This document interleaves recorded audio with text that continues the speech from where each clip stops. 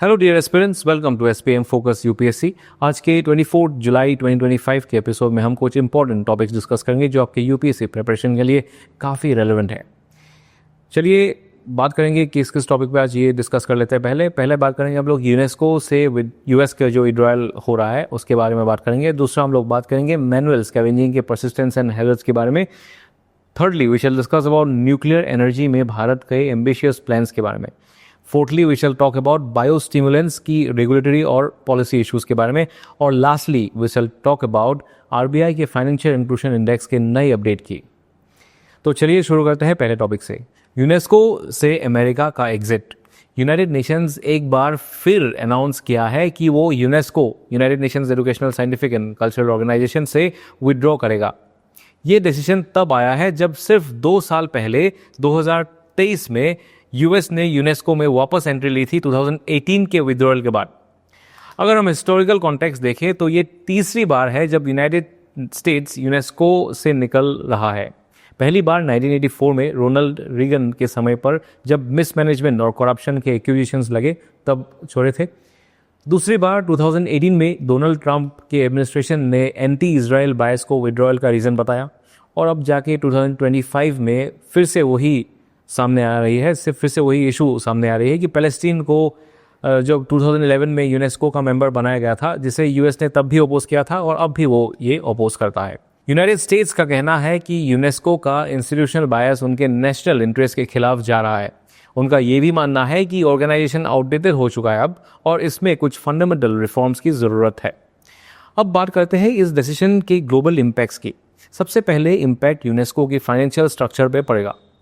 UNESCO के budget का एक बड़ा हिस्सा यूएस के कंट्रीब्यूशन से आता है, तो यूनाइटेड नेशंस के जाने के बाद एजुकेशन, कल्चरल प्रोटेक्शन और वर्ल्ड हेरिटेज साइट्स के कंजर्वेशन प्रोग्राम्स पे डायरेक्ट फाइनेंशियल प्रेशर पड़ेगा। दूसरा इम्पैक्ट ग्लोबल डिप्लोमेसी के ऊपर होगा। यूनेस्को एक ऐसी इंटरनेशनल एजेंसी है जहां ग्लोबल स्टैंडर्ड्स और कोऑपरेशन फ्रेमवर्क्स डिसाइड किए जाते हैं। यूनाइटेड स्टेट्स के एग्जिट के बाद चाइना जैसे देशों का इन्फ्लुएंस बढ़ने की संभावना भी बढ़ रहा है, जिससे मल्टीलैटरल बैलेंस एक नोटिसेबल शिफ्ट आ सकता है। इस टॉपिक पर एक प्रीलिम्स प्रैक्टिस क्वेश्चन दिया गया है, आप इसका आंसर कमेंट सेक्शन में दे सकते हो। अब चलिए अगले टॉपिक की तरफ, which is about manual scavenging.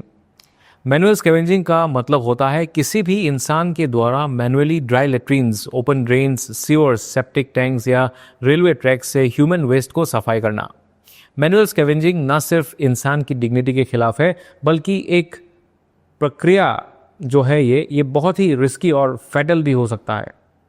Ministry of social justice and empowerment ने एक रिसेंट सोशल ऑडिट के मुताबिक 90% सीवर डेथ्स जो होता है, इसका वजह क्या है? इसका वजह होता है कि इन वर्कर्स के पास प्रोटेक्टिव गियर्स नहीं होते हैं।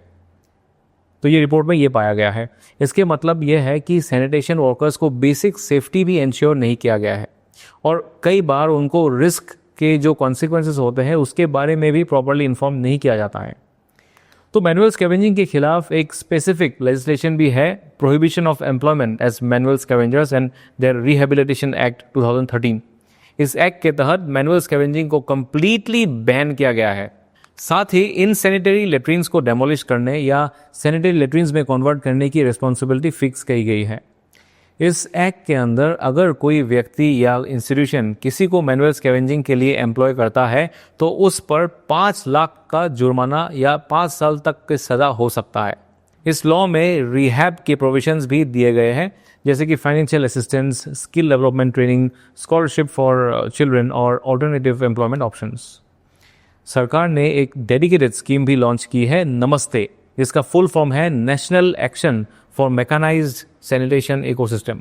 नमस्ते स्कीम का प्राइमरी ऑब्जेक्टिव है मैनुअल स्कैवेंजिंग को पूरी तरह से खत्म करना और मैकेनाइज्ड क्लीनिंग को प्रमोट करना। इस स्कीम के तहत सैनिटेशन वर्कर्स को मॉडर्न क्लीनिंग इक्विपमेंट चलाने की ट्रेनिंग दी जा रही है। उनको आयुष्मान भारत के अंदर हेल्थ इंश्योरेंस कवरेज भी मिल रहा है, और मिनिस्ट्री ऑफ सोशल जस्टिस और एम्पावरमेंट और ministry of housing and urban affairs मिलकर इस स्कीम को इम्प्लीमेंट कर रहा है। स्टेट गवर्नमेंट्स और लोकल बॉडीज़ के साथ ये कोऑर्डिनेशन में भी चल रहा है, ठीक है। लेकिन ग्राउंड रियलिटी ये दिखाती है कि 1993 से 2023 तक 1056 डेथ्स मैनुअली स्कैवेंजिंग के कारण हो चुकी है, जो क्लियरली बताता है कि इम्प्लीमेंटेशन लेवल पर भी काफ़ी कुछ इम्प्रूव करना बाकी है। इस टॉपिक पर प्रीलिम्स प्रैक्टिस क्वेश्चन दिया गया है, आप इसका आंसर कमेंट सेक्शन में दे सकते हो। चलिए अब चलते हैं अगले टॉपिक की तरफ, जो है भारत की न्यूक्लियर पावर प्रोडक्शन और लॉन्ग टर्म विजन। भारत का जो न्यूक्लियर जर्नी शुरू हुआ था वो हुआ था एटॉमिक एनर्जी एक्ट से 1948। इसके साथ ये स्टार्ट हुआ था जर्नी, जिसमें एटॉमिक एनर्जी का उपयोग सिर्फ पीसफुल पर्पसेस के लिए स्पेसिफाई किया गया था। फिर डिपार्टमेंट ऑफ एटॉमिक एनर्जी, जिसको हम लोग DAE कहते हैं, एस्टेब्लिश किया गया था 1954 में, जिसमें डॉक्टर होमी जे भाभा ने भारत के न्यूक्लियर रोड मैप को डिफाइन किया, जिसे हम 3 स्टेज न्यूक्लियर प्रोग्राम के नाम से जानते हैं। 1956 में अप्सरा रिएक्टर कमीशन हुआ था। एशिया का पहला रिसर्च रिएक्टर था ये। 1963 में तारापुर महाराष्ट्र में पहला न्यूक्लियर पावर रिएक्टर इंस्टॉल किया गया था। आज के समय भारत के पास 23 ऑपरेशनल न्यूक्लियर रिएक्टर्स है, जिनकी कंबाइंड कैपेसिटी है 7.5 गीगावाट, जो कि ओवरऑल पावर जनरेशन का सिर्फ 3% है। लेकिन गवर्नमेंट का टारगेट है कि 2047 तक इस कैपेसिटी को 100 गीगावाट तक लेके जाए। भारत अब स्मॉल मॉड्यूलर रिएक्टर्स पर भी फोकस कर रहा है, जो ज़्यादा फ्लेक्सिबल, सेफर और एफिशिएंट होता है। न्यूक्लियर एनर्जी के कई इंपॉर्टेंट बेनिफिट्स हैं। सबसे पहले, न्यूक्लियर एनर्जी एक रिलायबल और स्केलेबल सोर्स है। न्यूक्लियर प्लांट्स सीजनल या वेदर डिपेंडेंसी से परे होते हैं और 24/7 कंसिस्टेंट इलेक्ट्रिसिटी प्रोड्यूस कर सकता है। दूसरा है कि न्यूक्लियर एनर्जी एक क्लीन एनर्जी सोर्स है। इसमें कार्बन डाइऑक्साइड या पॉल्यूटेंट्स रिलीज नहीं होते। इस वजह से ये क्लाइमेट चेंज के खिलाफ फाइट में भी इफेक्टिव कंट्रीब्यूटर बन सकता है। तीसरा, न्यूक्लियर एनर्जी इकोनॉमिक डेवलपमेंट को सपोर्ट करती है। भारत जैसे देश में जहां पावर डिमांड रैपिडली बढ़ रहा है, वहां न्यूक्लियर एनर्जी डिमांड सप्लाई जो है उसका गैप को ब्रिज करने में ये हेल्प कर सकता है। चौथा हो गया, nuclear energy net zero goals को अचीव करने में सहायक हो सकती है। इंडिया ने अपनी पंच अमृत स्ट्रेटेजी के थ्रू 2070 तक नेट ज़ीरो एमिशंस के टारगेट रखा है, जिसमें न्यूक्लियर पावर को अभी एक क्रिटिकल रोल दिया गया है।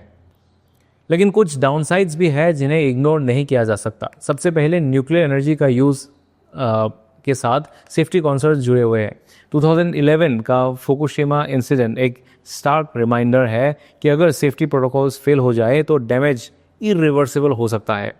दूसरा, nuclear energy radioactive waste generate करती है, जिसका डिस्पोजल एक लॉन्ग टर्म एनवायरमेंटल चैलेंज है। फुकुशिमा का वेस्ट वाटर डिस्पोजल अभी भी एक ग्लोबल कंसर्न बना हुआ है। तीसरा, न्यूक्लियर टेक्नोलॉजी का मिसयूज़ का खतरा भी हो सकता है। ईरान के फर्दो और बुशेहिर जैसे nuclear sites recent military attacks का टारगेट बन चुकी है, जिससे न्यूक्लियर इंफ्रास्ट्रक्चर की वल्नरेबिलिटी सामने आई है। और चौथा, न्यूक्लियर एनर्जी का इनिशियल इन्वेस्टमेंट बहुत हाई होता है। Infrastructure, safety, skilled man power, सब कुछ कैपिटल इंटेंसिव ही होता है। और पांचवा रिस्क अगर कहा जाए तो न्यूक्लियर प्रोलिफरेशन का खतरा है। Misuse of nuclear material weapons development के लिए भी किया जा सकता है, जैसे यूएस ने ईरान के केस में कॉन्सर्न रेस किया है। तो इस सेक्टर में हमें कॉशियस ऑप्टिमिज्म के साथ आगे बढ़ना होगा। इस टॉपिक पर पुलिस प्रैक्टिस क्वेश्चन दिया गया है, आप इसका आंसर कमेंट सेक्शन में दे सकते हो। चलिए अब चलते हैं फार्मिंग सेक्टर की तरफ, जहां बायोस्टिमुलेंट्स एक इमर्जिंग पॉलिसी इशू बन गए हैं। बायोस्टिमुलेंट्स वो सब्सटेंस या माइक्रो ऑर्गेनिजम्स होते हैं जो प्लांट्स की फिजियोलॉजिकल प्रोसेसेस को एनहेंस करता है, जैसे nutrient Uptake, growth, yield, quality और एबायोटिक स्ट्रेस टॉलरेंस। ये पेस्टिसाइड्स नहीं होते, ये आपको याद रखना चाहिए। कभी पेस्टिसाइड्स नहीं होता, लेकिन बायोस्टिमुलेंट्स नेचुरल चीज़ों से बनाया जाता है, जैसे plant waste, seaweed extract, vitamins, antioxidants etcetera. पहले बायोस्टिमुलेंट्स किसी भी रेगुलेटरी फ्रेमवर्क के अंदर नहीं आते थे, लेकिन 2021 के बाद गवर्नमेंट ने इन्हें फर्टिलाइज़र कंट्रोल ऑर्डर 1985 के एम्बिट में लाया। तब से इनकी मैन्युफैक्चरिंग, सेल और इंपोर्ट गवर्नमेंट का रेगुलेशन में आ गई है। अब रिसेंट कंसर्न ये है कि फार्मर्स कंप्लेन कर रहा है कि उनको फोर्स किया जा रहा है बायोस्टिमुलेंट्स खरीदने के लिए, तभी उनको सब्सिडाइज फर्टिलाइजर जैसे यूरिया या DAP मिलते हैं। एग्रीकल्चर मिनिस्टर ने इस पर कंसर्न एक्सप्रेस किया है और स्टेट्स को डायरेक्ट किया है कि प्रॉपर रिव्यू के बाद ही बायोस्टिमुलेंट्स की सेल अप्रूव करे। ये issue directly input subsidy policy और फार्मर्स फ्रीडम ऑफ चॉइसेस से जुड़ा हुआ है और प्रीलिम्स के लिए ये इंपॉर्टेंट बन जाता है। इस टॉपिक पर प्रीलिम्स प्रैक्टिस क्वेश्चन दिया गया है, आप इसका आंसर कमेंट सेक्शन में दे सकते हो। और आखिरी में चलिए बात करते हैं एक पॉजिटिव फाइनेंशियल इंडिकेटर के बारे में, RBI का financial inclusion index. Financial inclusion index यानी एफआई इंडेक्स एक कॉम्पोजिट स्कोर है जो मेजर करता है कि कितने लोग फाइनेंशियल सर्विसेज तक एक्सेस रखता है, उनका यूजेस कितना है और सर्विसेज की क्वालिटी क्या है। आरबीआई ने इस इंडेक्स को डिज़ाइन किया है ताकि हर साल फाइनेंशियल इंक्लूजन में होने वाली प्रोग्रेस को एक्यूरेटली मैप किया जा सके। इंडेक्स का स्कोर 0 से 100 के बीच होता है, जहां 0 का मतलब होता है टोटल एक्सक्लूजन और 100 का मतलब है कंप्लीट इंक्लूजन। 2025 का अपडेट ये बताता है कि एफआई इंडेक्स बढ़कर अभी 67 हो गया है, जो मार्च 2024 में 64.2 था। इसका मतलब है कि जन धन योजना, अटल पेंशन योजना, पीएम बीमा योजनाओं, मुद्रा और स्टैंड अप इंडिया जैसे स्कीम्स ने लोगों तक सर्विसेज पहुंचाने में काफ़ी अच्छे काम किया है। लेकिन रूरल और इकोनॉमिकली वीकर सेक्शंस के लिए अब भी डिजिटल लिटरेसी और लास्ट माइल एक्सेस इंप्रूव करना ज़रूरत है। तो एस्पिरेंट्स, आज के एपिसोड में इतना ही। कल फिर मिलेंगे नए करंट अफेयर्स के साथ। Till then, this is focus UPSC signing off. जय हिंद।